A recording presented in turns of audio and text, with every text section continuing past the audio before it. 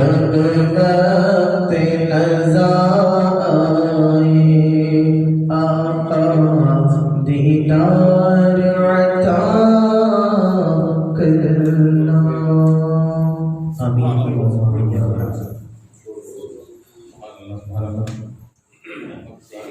شکریہ.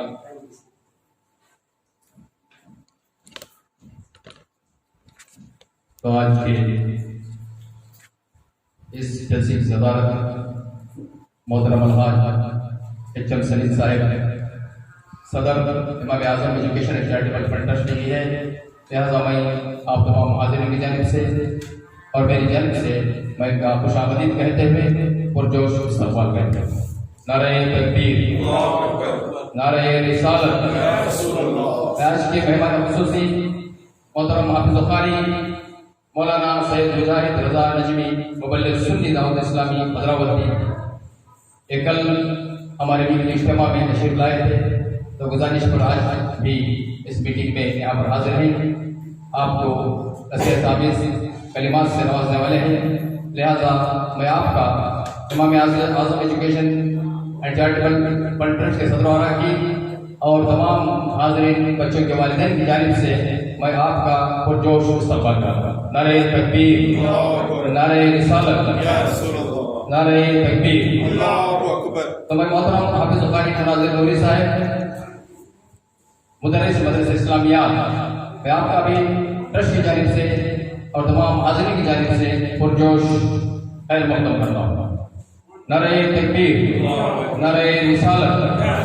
اور امام Azam education charitable fund trust کے جو بھی اراکین اور یوتھ ونگ کے اراکین جو بھی یہاں پر موجود ہیں، میں ان کا بھی اس فصل میں استقبال کرتا ہوں اور تمام اس جلسے کے روح رواں کہہ سکتے ہیں تو والدین بھی بچوں کے والدین جو اپنا قیمتی وقت یہاں پر دے کر یہاں پر حاضر ہیں. لہٰذا میں آپ تمام کا بھی اراکین ٹرسٹ کی جانب سے اور ہم تمام کی جانب سے آپ کا بھی پرجوش خیر مقدم کرتا ہوں. نعرہ تکبیر، نعرہ رسالت. تو اس کے بعد چند افتتاحی کلمات. کم و بیش 3 سال قبل Imam Azam education and charitable fund trust کا آغاز ہوا تو اس کے بہت سارے مقاصد کے ساتھ پہلا مقصد یہ تھا کہ ایک مدرسے کا قیام کرنا. 2 سال کا عرصہ کووڈ کی وجہ سے بند کے موقع پہ گزر گیا، تو اس دوران ہم کچھ نہ کر سکیں. صرف سماجی سوشل ورک ہم اس میں کرتے آئے. اس کے بعد اگلے مہینے اکتوبر کو 1 سال کا عرصہ ہو رہا ہے کہ مدرسہ اسلامیات کا آغاز ہوا. ماشاءاللہ اس میں کم و بیش 70 پر 5 بچے تعلیم حاصل کر رہے ہیں. الحمدللہ بہت سارے بچے اس میں بلا نامہ یعنی بغیر آبزینٹ میں آ کر بہت اچھی طرح تعلیم حاصل کر رہے ہیں. لہذا ہماری شکایت یہی ہے کہ اس میں چند بچے بہت زیادہ غیر حاصل ہو رہے ہیں آبزینٹ. اس طرح آبزینٹ ہونے سے ان کی تعلیم پر اثر پڑتا ہے اور پڑھانے والوں کو بھی اس میں دشواری ہوتی ہے کہ ایک دن آیا دوسرے دن آیا. کیا کرتے ہیں وہ 4-5 بچوں کا گروپ بنا کر ایک سیٹنگ کرتے ہیں. وہ بچے وہی ان کو سبق دیا جاتا ہے. ایک بچہ آیا دوسرے دن نہیں آیا تو بہت تکلیف کا سامنا کرنا پڑتا ہے اور وہ بچے کی وہ بچہ تعلیم میں بھی پیچھے ہو جاتا ہے. تو لہٰذا میں اس کے بعد ہمارے حضرت کے نصیحت آمیز کلمات کے بعد میں ان کی حاضری بھی یہاں پر پڑھ کر سناؤں گا. لہٰذا بارے خاطر نہ لاتے ہوئے آپ سدھار پیدا کریں اور بچوں کو بلا نامہ صحیح وقت پر یہاں پر بھیجیں. ماشاءاللہ چند بچے سننے میں آتا ہے کہ دوسروں کی زبانی سنا کہ وہ کوئی ان کے گھر کو بچہ جب اسکول سے آتا ہے اس وقت وہاں پر موجود تھے تو وہ کہتے ہیں کہ وہ بچہ اسکول سے آیا جلدی یونیفارم بدل کر کے اس کا مدرسے کا یونیفارم ڈال کے نکل گیا. یہاں تک ان کی والدہ کافی دینے کے لیے تیار نہیں، وہ بھی نہیں دینے کے لیے سننے کے لیے تیار نہیں. تو ماشاءاللہ بہت اچھا ہے وہاں پر جانے کے وہ اتنا شوق سے جاتا ہے کہ ایسا بھی سننے میں آیا باہر مدرسے سے. اور جہاں پر مدرسے سے کوئی بچے نہیں پڑھ رہے تو وہ مجھے سنائے گا. تو ایسا بھی ہے. سب سے اہم مسئلہ حاضری کا ہے. انشاءاللہ اس کے بعد اب اسی مہینے میں مفتی اعلیٰ حضرت ट्रस्ट की जानिब से 2 प्रोग्राम होते हैं इस साल में, एक उर्स आला हज़रत, एक मीलाद नबी सल्लल्लाहु अलैहि वसल्लम। तो उर्स आला हज़रत इसी महीने में है, तो हाफिज साहब बच्चों को नात वगैरह दिया कलाम आला हज़रत क्या शिआर देकर हैं। तो आप तमाम से भी गुजारिश है कि यहाँ पर जो पढ़ते हैं वो घर पर सुने और आप भी उनको तैयार होने में मदद करें इंशाअल्लाह। प्रोग्राम की डेट सुनाई जाएगी, लिहाजा आपको उस प्रोग्राम में भी शिरकत करना होगा, अमर तावन करना होगा। अस्सलाम वालेकुम रहमतुल्लाहि व बरकातहू। तो हाफिज बुखारी और मौलाना सैयद मुजाहिद रज़ा नजमी मुबल्लिग़ सुन्नी दावत इस्लामी हज़रात से गुजारिश करूँगा कि हम तमाम को नसीहत आमूज़ कलिमात से हमें नवाज़ें।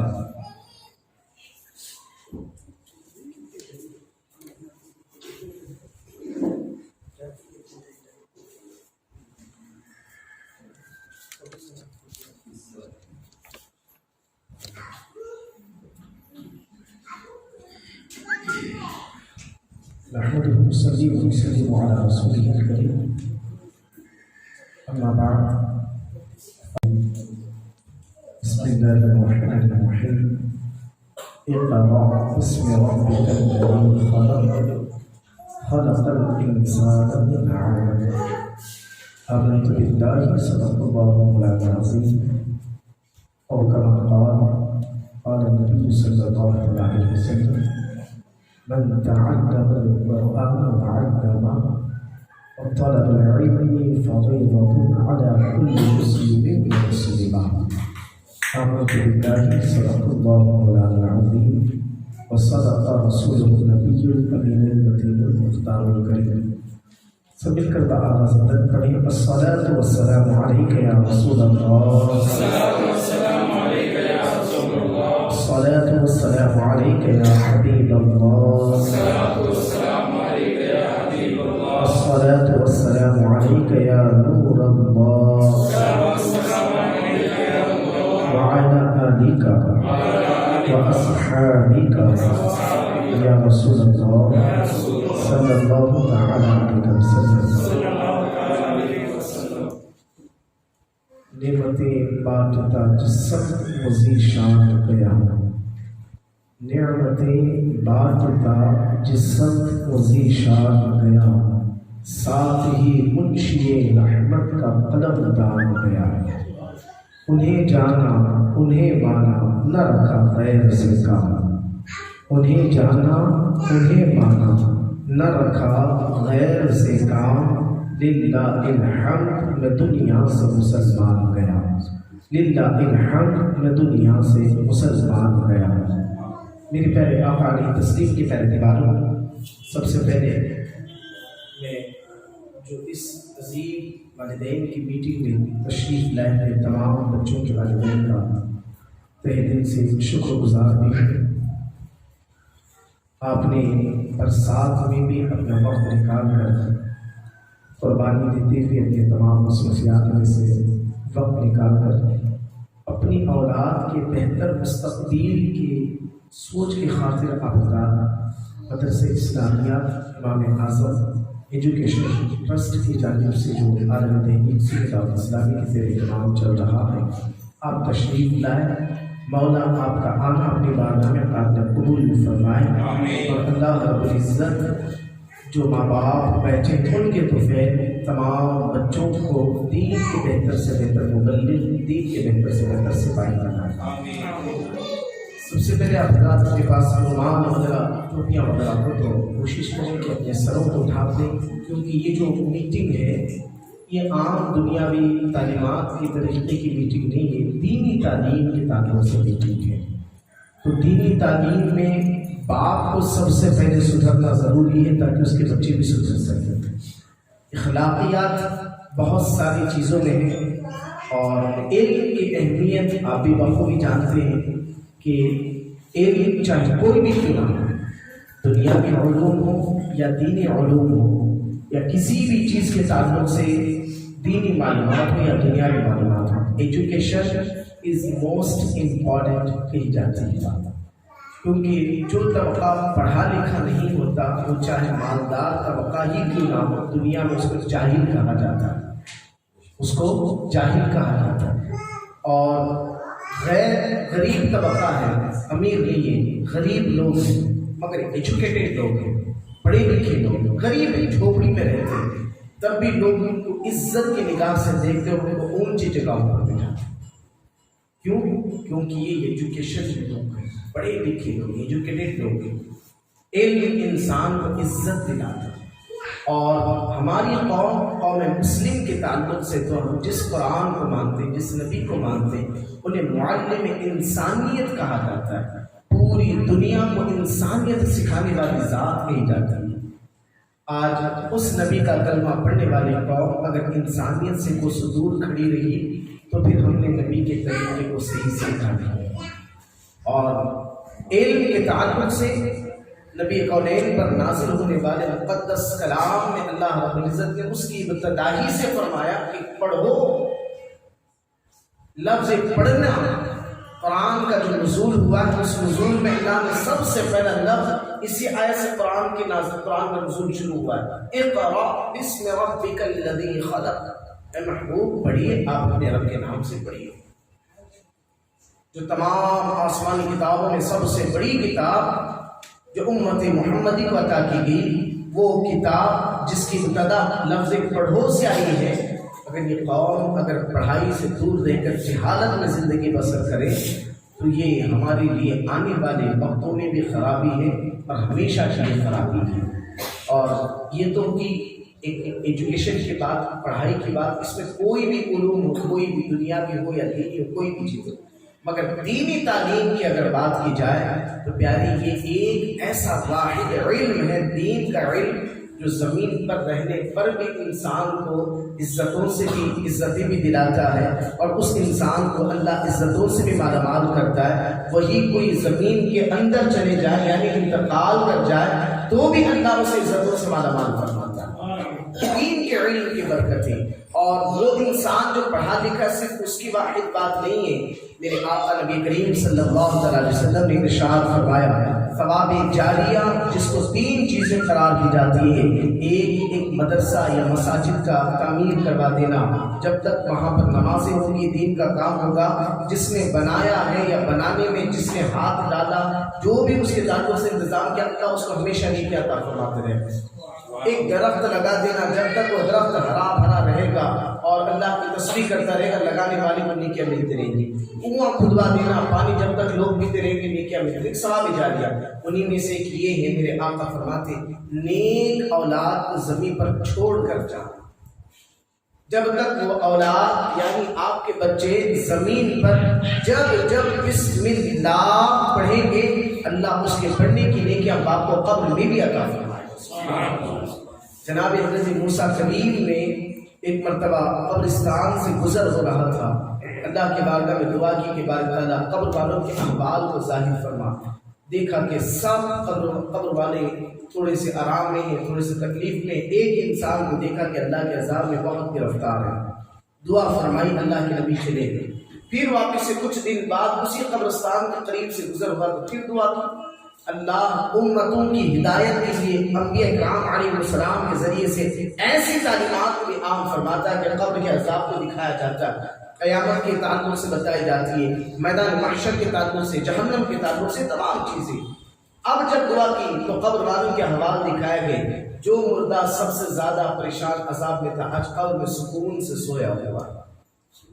جناب حضرت کلیم نے رب کی بارگاہ میں دعا کی، مولا اس سے قبل جب دیکھا تو سب سے زیادہ تیرے عذاب میں گرفتار ہے، مگر اب قبر میں سکون سے سویا، آخر وجہ کیا ہے؟ جواب ملتا ہے، کلیم جب اس کا انتقال ہونے والا تھا تو اس کی بیوی حاملہ تھی، اور اس نے اپنی بیوی کو نصیحت کی تھی کہ اگر اللہ مجھے اولاد عطا فرمائے، صحت یاب بیٹا بیٹی دے، اس کو حافظ قرآن بنانا۔ اس کے انتقال کے بعد بچہ ہوا، بچے کے بعد وہ بچہ جب بولنا سیکھا، اس کی ماں نے آج مدرسے میں بھیجا ہے، مجھے حیا آتی ہے زمین پر بیٹا مجھے رحمان و رحیم کہے اور میں قبر میں اس کے باپ کو عذاب میں مبتلا کروں۔ یہ دینی علم کی برکت ہے کہ آپ کی اولاد زمین پر بسم اللہ پڑھتی ہے تو اللہ اس کا اجر دنیا سے جانے کے بعد بھی قبر میں والدین کو عطا فرماتا ہے۔ پہلے کہ یہ علم کے فضائل وغیرہ تو آپ جانتے ہیں، سنا بھی ہوگا۔ الحمدللہ تھوڑی سی توجہ بھی بڑھ رہی ہے آج قوم کی، مگر اب ضرورت کن باتوں کی ہے؟ صرف توجہ دینے کی نہیں، توجہ کے ساتھ پوری طریقے کے ساتھ محنت بھی ہونا چاہیے۔ آپ کے بچے مدرسے میں غالباً 1.5 گھنٹہ ٹائم آتے ہیں، کتنی دیر آتے ہیں؟ 1.5 گھنٹہ ٹائم آپ کے بچے مدرسے میں آتے ہیں۔ اس 1.5 گھنٹے کے بعد جب بچے مدرسے سے گھر جاتے ہیں تو بقیہ جتنا وقت اسکول ٹیوشنز وغیرہ سب کا نکالنے کے بعد وہ آپ کے سامنے رہتے ہیں۔ گھر میں ماں ہے تو ماں کے سامنے رہتے ہیں، باپ ہے تو باپ کے سامنے رہتے ہیں۔ 3 باتیں ہمیشہ ہماری جو خواتین بیٹھے وہ بھی غور سے اس بات کو سنیں، جو باپ بیٹھے ہیں جن کے بچے اگر یہاں پر نہیں ہیں تو کوئی بات نہیں، جو ہیں وہ بھی بات سنیں اس بات کو۔ 3 چیزیں اپنی اولاد کو سکھانے کی کوشش کریں۔ سب سے پہلا عقیدہ اپنی اولاد کو سکھائیں۔ کیا سکھانا؟ عقیدہ۔ عقیدہ اللہ تعالیٰ کا، عقیدہ نبی کریم صلی اللہ علیہ وسلم، عقیدہ فرشتوں کے تعلق سے، عقیدہ جنت و دوزخ کے تعلق سے، عقیدہ تقدیر کے تعلق سے، یہ تمام باتیں عقائد میں آتی ہیں۔ یہ سب سے زیادہ اپنی اولاد پر کوشش کرے، سب سے پہلے بچپن سے۔ ابھی بچہ چھوٹا ہے، سمجھ کر نہ چھوڑے۔ آج کا وقت ایسا ہے، چھوٹے بچے جو ہوا کرتے جن کی عمر 1.5 سال 2 سال کے بچے، وہ بچے موبائل ہاتھ میں لیتے ہیں۔ دیکھتے ہیں کیوں؟ وہ بچے کو موبائل معلوم نہیں ہے، مگر وہ بچہ جب بھی دیکھتا ہے باپ کو موبائل میں گھسا دیکھتا ہے، جب بھی دیکھتا ہے ماں کو موبائل میں گھسا دیکھتا ہے، تو وہ بچے کے ذہن میں بھی موبائل کوئی چیز ہے اور بچہ موبائل چھین کر نظر آتا ہے۔ اب حال یہ ہوتی ہے جب بچوں کو کھلانا پلانا ہوتا ہے، اس وقت موبائل میں مائیں کیا کرتی ہے، کارٹون لگا دیتی ہے یا کچھ بھی لگا کر بچوں کو کھلا رہی ہے۔ اب وہ عادت بچے کی ایسی بن جاتی ہے جب بھی کھانا کھلاؤ بچے کو موبائل دینا ہوتا ہے نہیں؟ غلط اسی یہ جو چیز موبائل دکھا کر کھانا کھلانے کے بعد آپ کے ذہن میں کس نے ڈالی؟ کسی نے آپ کو بتایا؟ نہیں بتایا۔ اب وہ بچہ جب بڑا ہوگا، وہ پڑھانے کا کچھ بھی نہیں ہے، اس کو موبائل چلانے کے لیے کسی سے سیکھنے کی ضرورت نہیں، وہ خود بخود چلانا سیکھے گا۔ کیوں؟ بچپن سے ماں کھانا کھلاتے کھلاتے موبائل دکھاتی تھی، وہ یہ عادت جوانی سے بڑھاپا زندگی برابر رہی۔ میرے پیارے آقا علیہ تسلیم کے پیارے دیوان، وہی ماں بچے کو موبائل دکھانے کے بجائے خود نبی کی نعتیں پڑھتی، وہی باپ بچے کو موبائل دینے کی بجائے اللہ کے بارے میں عقیدے کی باتیں بتائے۔ بچپنا بول کر نہ چھوڑے، یہ پورا پلین ورک ہے بچپن، جو آپ لکھو گے وہ ہمیشہ رہے گا۔ ہمیں بھی ہماری جوانی میں جو بچپن میں والدین نے باتیں کی تھی وہ کبھی کبھی یاد آتی ہے، میرے ابا ایسا بولا کرتے تھے۔ یہ ماں باپ کا کام ہے۔ ایک بچے کو سدھارنے کے پیچھے دونوں کی بڑی محنتیں لگتی ہے، ایک استاد کی محنت لگتی ہے اور دوسری ماں باپ کی محنت لگتی ہے۔ تو استاد کی محنت اگر 30% ہوتی ہے تو 70% ماں باپ کی محنتیں ہونا چاہیے، مگر ہم کیا سوچتے ہیں 90% استاد محنت کریں، 10% ادھر ادھر گھما کے بات کر کے چھوڑ دیتے۔ اور جب بچہ ایک حد تک الحمدللہ اللہ جسے ہدایت دے دے، ماں باپ کی دعاؤں کی تو پھر سدھرتا ہے، جب بگڑ جاتا ہے تو اسی بچے کے بارے میں باپ شکایت کرتا رہتا ہے۔ اگر اسی بچپنے سے عقیدے کی باتیں اللہ کی ذات کے تعلق سے، نبی کی زندگی مبارکہ، نبی کی سیرت کے تعلق سے، میرے آقا کے نبی کریم صلی اللہ علیہ وسلم کی چال چلن کے تعلق سے، میرے آقا کی بشریت کے تعلق سے اگر باپ اپنی اولاد کو بچپن سے سکھائے تو جوانی میں جانے کے بعد کوئی بھی غلط عقیدے والا عالم اگر نبی کی بشریت پر انگلی اٹھائے تو دنیا قبول کرے، آپ کی اولاد قبول نہیں کرے گی۔ آپ کی اولاد اس بات کو ماننے کے لیے ایکسپٹ ہی نہیں کری۔ کیوں؟ میرے باپ نے مجھے بچپن میں سکھایا کہ اللہ نے میرے نبی کو نور بنا کر پیدا فرمایا۔ یہ ہوتی ہے بچپن کی چیزیں۔ اب اس کے بعد اور بھی بہت ساری باتیں اس میں صرف تھوڑی سی بتا رہا ہوں، ورنہ 130 نکات ایک بچے کے سدھرنے کے پیچھے علماء اکرام نے بیان فرمائے۔ 130 ایک کتاب میں، اور بہت ساری کتابیں الگ الگ اپنے اعتبار سے۔ 130 چیزیں باتیں اگر ماں باپ اور استاد دونوں مل کر ایک بچے کے لیے بچپن ہی سے کوشش کریں تو جوانی میں جا کر وہ بچہ نبی کا سچا عاشق بنتا نظر آتا ہے، غلام نبی بنتا نظر آتا ہے، وہ بچہ نبی کا عاشق، نبی کا دیوانہ بنتا نظر آتا ہے۔ اور یہ عشق، نبی کی محبت، نبی کی دیوانگی آپ اپنی اولاد کے دلوں میں بٹھا دو، بچہ کبھی بھی ماں باپ کا نافرما بردار نہیں بنے گا، بلکہ ہمیشہ ماں باپ کا فرما بردار بنے گا۔ اسی بچپن سے آپ اپنے اولاد کو سکھائیں کہ بیٹا ہمیشہ یاد رکھ اللہ تجھے دیکھ رہا، اللہ تجھے دیکھ رہا۔ چلتے چلتے بھی سکھائیں بچوں کو، باتیں کرتے کرتے بھی بتائیں۔ تو تنہائی میں بیٹھ، تو کمرے میں رہ، تو اکیلے میں رہ، تو فرینڈ سرکل میں، دوستوں میں، یار میں، کہیں پر بھی رہ، مگر تیرا رب تجھے دیکھ رہا، اس بات کو بھولنا نہیں۔ اللہ تجھے دیکھ رہا، اس بات کو بھولنا نہیں۔ بار بار ماں باپ دونوں بچے کو یاد دہانی کراتے ہیں، مگر یہاں پر یہ بھی بات آپ ذہن میں رکھیں، ہم بچوں کو تو کہہ رہے ہیں کہ بیٹا نماز پڑھ، اللہ سے ڈر، طرح طرح کی تمام باتیں کہہ رہے ہیں، اور خود بے نمازی بنے سوئے پڑے رہے، اور خود جھوٹ بولتے رہے، بچوں کے سامنے غلط کام کرتے رہے، تو پھر اس کا کوئی فائدہ نہیں ہوگا۔ ایک وقت آئے گا کہ بیٹا پلٹ کر باپ کو سوال کرتا نظر آئے گا۔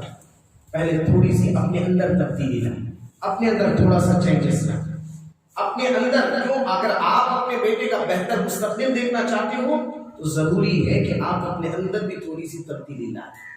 اگر گھر میں زور سے والیوم رکھ کے گانا سننے والے تھے ماں باپ، تو آج سے اس بات کا ارادہ رکھیں کہ اگر میں میرے بیٹے کو ڈانسر یا گانے والا بنانا نہیں چاہتا ہوں، نبی کا دیوانہ بنانا چاہتا ہوں، تو وہ عادت چھوڑ دے، نبی کی نعتیں لگائیں، نبی کی نعتیں سنیں۔ جب آپ نبی کی نعتیں سنیں گے تو وہی انداز آپ کی اولاد کے اندر بھی پیدا ہوگا، وہی ڈھنگ آپ کے بیٹوں کے اندر بھی پیدا ہوگا۔ پھر استاد کو نعت شریف سکھانے کے لیے زیادہ محنت کی ضرورت نہیں پڑتی ہے، تھوڑا سا استاد نے کوشش کی، ایک وقت آئے گا بڑے سے بڑے اسٹیج پہ بیٹا نبی کی نعتیں سنانے والا بنے گا۔ سبحان اللہ! ذرا آپ غور کریں، کسی اسٹیج پہ بیٹا نبی کی نعتیں سنا رہا ہو، نیچے بیٹھ کر باپ سن رہا تو باپ کا سینہ خوشی سے کیسا پھول جاتا ہے کہ میرا بیٹا پڑھ رہا ہے۔ سبحان اللہ! اور ایک لفظ نبی کی نعت پڑھا ہوا اگر رب نے قبول کر لیا تو اللہ ماں باپ کی بھی نجات کر دے گا، اس اولاد کی بھی نجات کر دے گا۔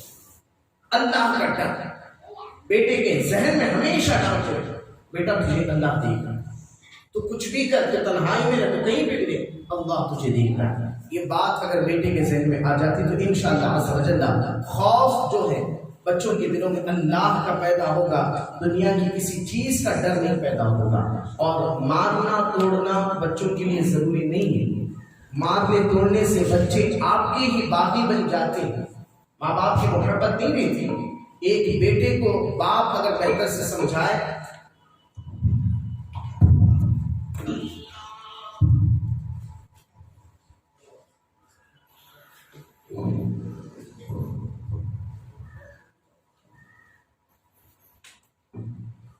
ایک بیٹے کو اگر باپ بہتر سے سمجھائے، ماں بہتر سے سمجھائے، تو انشاءاللہ العزیز اس بیٹے کے دل و دماغ میں اللہ ان باتوں کو اتار دیتا ہے۔ اور یہ تو عقیدے کی بات ہوگی۔ دوسری بات ہے اپنی اولاد کو عبادت سکھانا۔ سب سے پہلی چیز کیا سکھانا ہے؟ عقیدہ۔ عقیدہ آپ بھی سیکھیں، عالم دین کے پاس بیٹھ کر صحیح بات آپ بھی جانیں، اور دوسری بات عبادت اپنی اولاد کو سکھائیں۔ اور حدیث پاک میں بھی فرمایا گیا کہ جب بیٹا 7 سال کی عمر کا ہو جائے تو اس کو نماز کی عادت ڈالے، نماز پڑھانے کی کوشش کرے۔ اب بچہ اگر نماز 7 سال کی عمر میں نہیں پڑھ رہا ہے، 10 سال کی عمر پہنچا ہے، نماز کی عادت نہیں پڑی، تو فرمایا کہ اب اس کو سزا دے کر نماز پڑھو۔ اب یہاں پر سزا دینے کا حکم دیا ہے، اور کہاں سے؟ بچپن ہی سے، 7 سال کی عمر سے ہی باپ نماز کو آ رہا ہے، بیٹے کو بھی ساتھ لے کر نماز کو آ رہا ہے، باپ نماز میں آ رہا ہے، بیٹے کو بھی ساتھ لے کر آ رہا ہے، باپ تحریک سنت دعوت اسلامی کے اجتماع میں جا رہا ہے، بیٹے کو بھی ساتھ لے کر جا رہا ہے۔ تحریک سنت دعوت اسلامی کے اجتماع سے مجھے ایک بات یاد آئی پہلے کہ ان اجتماعوں کا، ان محفلوں کا فائدہ کیا ہوتا ہے آپ جانتے ہیں؟ الحاج قاری رضوان صاحب اللہ جو رکن شورا ہیں، تحریک سنت دعوت اسلامی کے نائب امیر بھی نے کہا جاتا ہے، الحمدللہ اللہ نے ان کو اتنا علم عطا فرمایا، بامبے کی بڑی کالج میں پروفیسر ہیں، اور الگ الگ اعتبار سے بہت ساری ڈگریوں کے حامل ہیں۔ انٹرنیٹ پر آپ دیکھیں اتنی ساری نعتیں ان کی ملیں گی، نبی کی نعتیں پڑھنے والی، جبکہ ان کی زندگی کالج سے جڑی ہوئی تھی، کالج سے زندگی جڑی ہوئی تھی۔ کالج کے اسٹوڈنٹس آپ کو معلوم کیسے؟ ان کے انداز الگ، ڈھنگ، سب چیزیں، مگر الحمدللہ آج پوری دنیا میں دین کا کام کرتے ہوئے نظر آتے ہیں اور دین کے کام کے لیے الحمدللہ مشہور ہیں اور سب سے زیادہ نبی کی نعت خوانی میں مشہور ہے، سبحان اللہ، جن کو بلبل باغ مدینہ کہا جاتا ہے، سبحان اللہ۔ یہ اجتماع کی برکت میں آپ کو بتا رہا ہوں۔ ایک مرتبہ حضور امیر صلی اللہ علیہ وسلم جب ہمارے طالب علمی کا زمانہ تھا تو حضرت نے فرمایا تھا، ہمیں وہ مسجد یاد آتی جو مرکز ہے تحریک کا، مسجد اسماعیل حبیب مسجد، اور وہ کونا بھی یاد آتا ہے۔ ہفتہ واری جو ویکلی اجتماع ہوتا ہے سیٹرڈے، اس دن حضرت نے بتایا تھا کہ یہ کونے میں رضوان بھائی کا بچپن آتا، چھوٹا تھا، چھوٹے بچپن میں، بولے وہ آ کر ہمیشہ وہاں پر بیٹھا کرتے تھے۔ یہ اجتماع کی برکت ہے الحمدللہ۔ آج کیا ہے، وہ آنے کی کنٹینیوسٹی کی وجہ سے پوری دنیا میں بلبل باغ مدینہ کے نام سے مشہور۔ آپ بھی اپنی اولاد کو لے کر آئے، جہاں اجتماع ہو تھکاوٹ ہوتی ہے، شیطان چاہتا ہے کہ ہٹائیں، دور کریں، اور شیطان آپ کو عبادت میں روکے گا اپنی جگہ پر، مگر جتنا زیادہ تعلیم سے روکنے کی کوشش کرتا اتنا زیادہ عبادت سے روکنے کی کوشش نہیں کرتا، اتنا زیادہ عبادت سے ہٹانے کی کوشش نہیں کرتا، سب سے زیادہ تعلیم۔ اور یہی ہوتا ہے ہفتہ والے اجتماع میں، تعلیم دی جاتی ہے، آپ کو دین کا علم سکھانے کی کوششیں کی جاتی ہے، آپ کی تربیت کرنے کی کوششیں کی جاتی ہے، آپ کی اولاد کی تربیت کرنے کی کوششیں کی جاتی ہے۔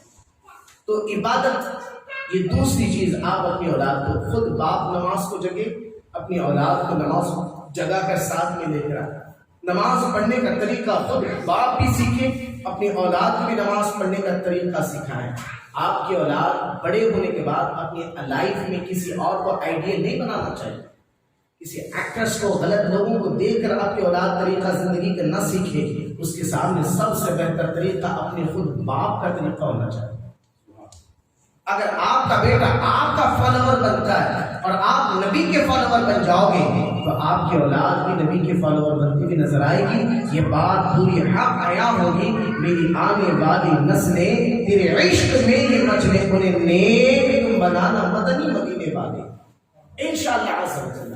اب یہ عبادت کا شوق ایسے پیدا ہوگا، اپنی اولاد کے دلوں میں نماز پڑھائیں، نماز کے تعلق سے، روزوں کے تعلق سے، دیگر اور نوافل عبادت۔ ایک روایت میں سرکار اعلیٰ حضرت کے تعلق سے ایک بات آپ کو بتاؤں، سرکار اعلیٰ حضرت کی بارگاہ میں ایک مرید نے آ کر سوال کیا تھا کہ حضور میں الحمدللہ جب بھی علماء ملتے ہیں، جب بھی کوئی نیک لوگ ملتے ہیں، میں ان کو تحفے پیش کرتا ہوں، میں ان کو اور ان کو خوش کرنے کی کوششیں کرتا ہوں۔ کبھی بد مٹھی میں نے کسی کو کچھ تحفہ دے دیا رقم کی شکل میں، یا کسی کو عطر دے دیا، یا کوئی چیز ایسے، میں سب کو تحفے پیش کرنے کی کوشش کرتا ہوں۔ یہ بہت اچھی چیز ہونا بھی چاہیے، تحفہ دینا بھی سنت ہے، تحفہ لینا بھی سنت ہے، تحفہ دینا بھی سنت، تحفہ لینا بھی سنت۔ اب اس مرید خاص نے پوچھا کہ حضور میں چاہتا ہوں کہ یہ جو عادت ہے میری اولاد کے اندر بھی آ جائے، یہ جو چیز، یہ جو کوالٹی میرے اندر، جو صفت میرے اندر، جو عادت ہے،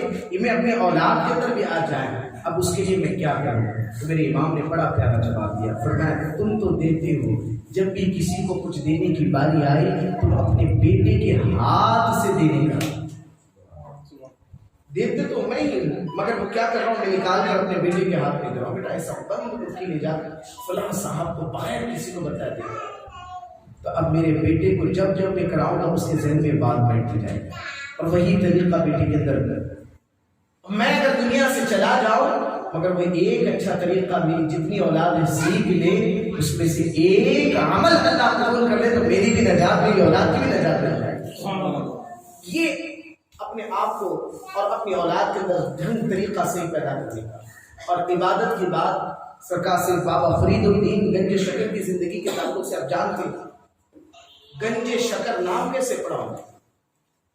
بابا فرید الدین گنج شکر، بچپنا تھا، چھوٹی عمر، عبادت کی آپ کو بات بتا رہا۔ ماں نے کہا بیٹا فرید نماز پڑھو، پوچھے کہ امی نماز پڑھنے سے فائدہ کیا ہوتا ہے، کیا ملتا ہے نماز پڑھنے؟ ظاہر سی بات ہے بچے سوال کریں۔ تو ماں بھی اللہ کی نیک بندی، عابدہ، زاہدہ، متقی، پرہیزگار تھی۔ کہا بیٹا نماز پڑھو گی تو اللہ تمہاری پسندیدہ چیز شکر عطا کرے گا۔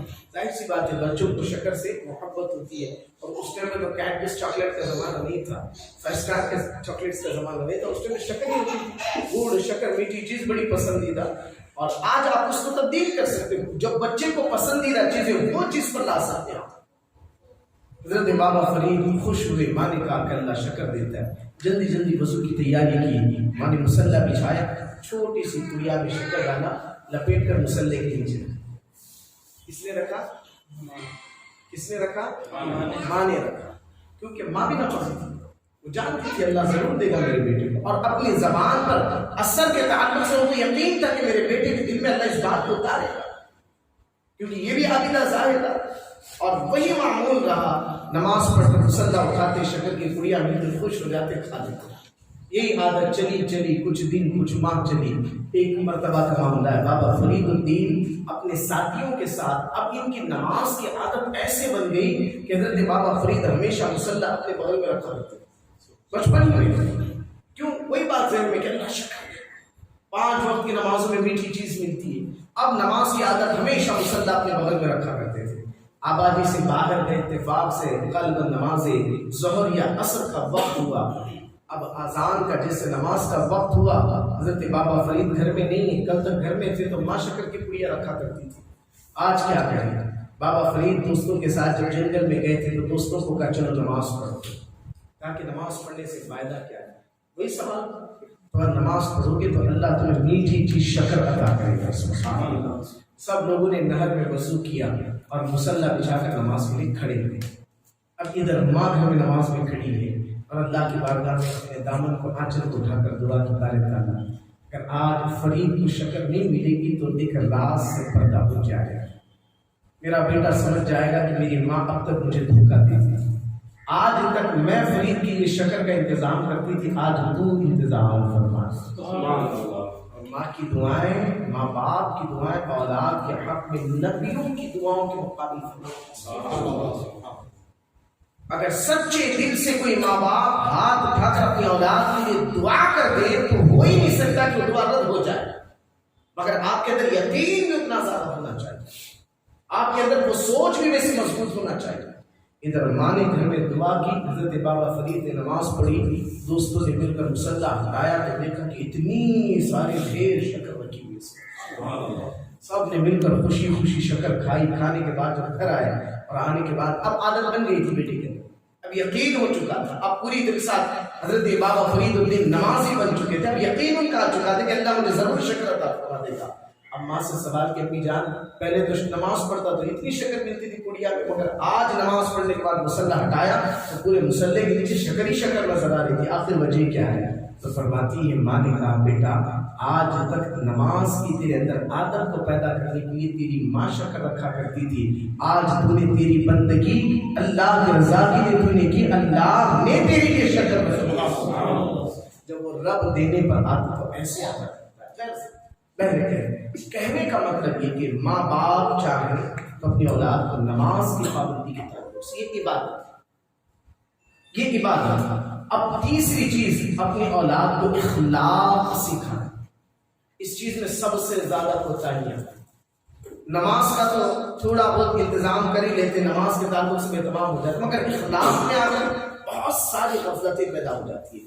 میں آپ کو اصل باتیں بتا رہا ہوں، ورنہ وہ ایک چیز میں اتنی ساری نکات بیان کی گئی، وقت نہیں کہ سب کو بتا سکتے، کچھ بھی بتا سکتا ہوں، میں 2-4 بھی بتا نہیں سکتا۔ یہ صرف عبادت، اخلاق اور عقیدہ، یہ 3 باتیں میں آپ کو بتا رہا ہوں۔ اخلاق سب سے زیادہ اہم ضروری ہے۔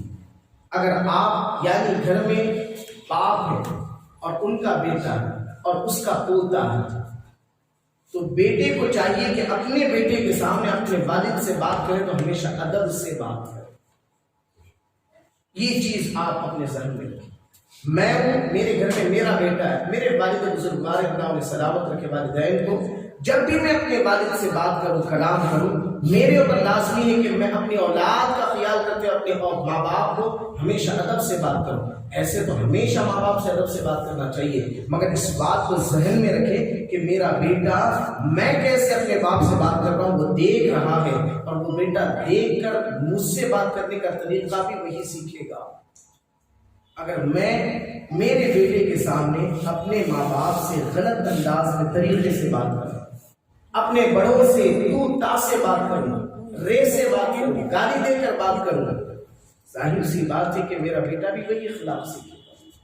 اور آج میں کسی اور کے ساتھ اپنا رہا ہوں، کل کے دن میرا بیٹا میرے ساتھ یہ اگر آپ چاہتے ہو کہ اپنے بیٹے کے اندر یہ اخلاق نہ آئے تو سب سے پہلے یہ چیز آپ اپنے اندر سے بدلیں. آپ جب بھی بات کریں اپنی اولاد کے سامنے ہو یا کبھی بھی ہو، اپنے ماں باپ سے، اپنے بڑوں سے ادب سے بات کریں. گھر کے تعلق سے تو تھوڑا سا احتیاط ہو جاتا ہے، مگر پڑوس کے مسائل میں آ کر لوگ اکثر الجھ جاتے ہیں، چھوٹی چھوٹی سی بات پر جھگڑے پر آ جاتے ہیں. اور اسی لیے فرمایا گیا دنیا کے جو بہتر اسکالرز، جو ٹیچرز ہیں، وہ کہتے ہیں ماں باپ کو اولاد جب ہوش سنبھالنے والی ہوتی ہے، مطلب 10 سال یا 8 سال کے بعد بچوں کو ہوش آنے لگ جاتا ہے، سمجھ جانے لگتے ہیں. جب بچے یہ عمر کے ہو جائے 7-8 سال کے، کبھی بھی ہم نے میاں بیوی کو اپنی اولاد کے سامنے جھگڑنا نہیں چاہیے. میاں بیوی کو اپنی اولاد کے سامنے نہیں جھگڑنا چاہیے، کیونکہ یہ جو میاں بیوی جھگڑ رہے ہیں اپنی اولاد کے سامنے، وہی روش اپنی اولاد کے دلوں میں بیٹھتی نظر آئے. اور یہ کتنی افسوس کی بات ہے کہ میرا بیٹا اپنی ماں کے تعلق سے مجھے سمجھائے گا کہ ابا امی کے ساتھ نہ جھگڑے. غور کر کے دیکھیں، افسوس ہے نہیں، جبکہ مجھے میرے بیٹے کو نصیحت کرنا چاہیے، باپ کو بیٹا نصیحت کرتا ہے. کیوں؟ صرف میرے غلط طریقے کی وجہ سے. میاں بیوی کبھی کچھ مسائل ہو بھی جاتے ہیں تو اس بات کا خیال رکھیں کہ تمہارے بیٹے تمہارے درمیان میں موجود نہ رہیں، ورنہ بیٹوں کے دل میں یا تو سب سے زیادہ ماں کی محبت بیٹھ جاتی ہے، باپ کی محبت ختم ہو جاتی ہے، یا پھر دونوں کی محبت ختم ہو جاتی ہے. بچے کہتے ہیں جب دیکھو تب ماں باپ گھر میں جھگڑتے رہتے، اس سے بہتر ہم اسکول میں بیٹھے رہے.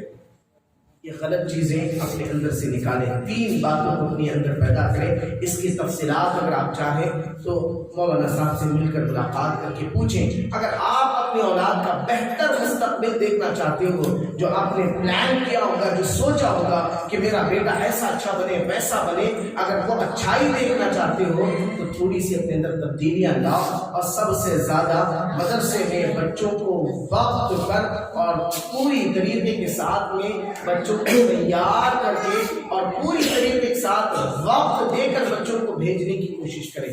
4 دن آ کر 8 دن آپ کا بچہ غائب رہا تو نہ استاد کا کچھ نقصان ہوتا ہے، نہ مسجد مدرسے کے انتظامیہ کا نقصان ہوتا ہے. سب سے زیادہ نقصان اس بچے کا نقصان ہوتا ہے جو 1 ہفتے کی پڑھائی بچے کی ناغہ ہو گئی. اب وہ زندگی بھر کوشش کرے گا تو نہ ماں باپ کو صبح 1 ہفتہ دے سکتے، نہ بچہ اپنا 1 ہفتہ پیدا کر سکتا ہے.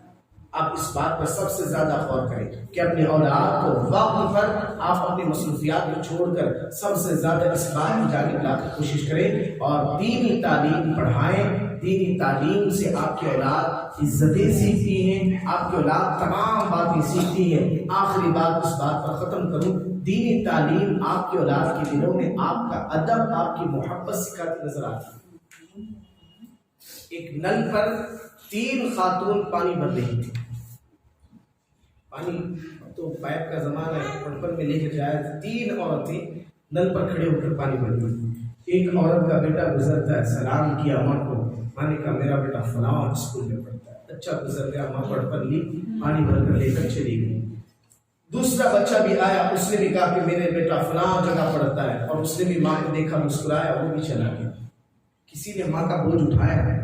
تیسرا بچہ بستہ لیتا ہوا آیا، ماں کو دیکھا کہ پانی بھر رہی تو آگے بڑھ کر سلام کیا اور گھڑا اٹھا کر اپنے کاندھے پر رکھنے کی کوشش کی. ماں نے مسکرا کر کہا میرا بیٹا مدرسے میں پڑھتا ہے. یہی فائدہ ہے کہ آپ کا ادب مدرسے دینی تعلیم کی بنیاد پر آپ کا ادب اللہ آپ کی اولاد کے اندر پیدا کر دیتا ہے. اللہ مجھ گنہگار کو سب سے زیادہ ان باتوں پر عمل کی توفیق رفیق نصیب عطا فرمائے. یہ قصہ لطیف پڑھنا تمام جو کچھ بیان ہوا آغاز باب تھا. باخر دعوانا الحمدللہ رب العالمین. اللہ ہماری تمام جتنی بھی عالم اسلام مسلمان بچے بچیاں ہیں سب کو اللہ رب العزت دینی تعلیم سے آراستہ فرمائے. بالخصوص ہمارے گھروں کی ہماری اولادوں کو اللہ رب العزت ہماری آنکھوں کا تارا بنائے اور اللہ رب العزت انہیں دینی تعلیم سے آراستہ فرمائے. وصلی اللہ تعالی علی خیر خلق وعاشر محمد و آلہ وصحبہ اجمعین.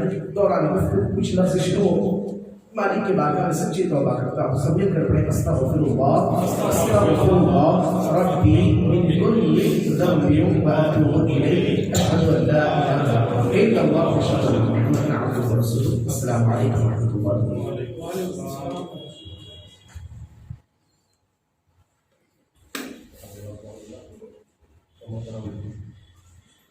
مولانا نے ہمیں بہت اچھے نصیحت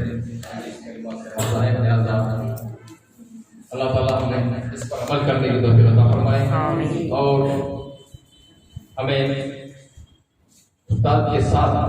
ہمارے بچوں کا خود خیال کرنے کی توفیق عطا فرمائے آمین تو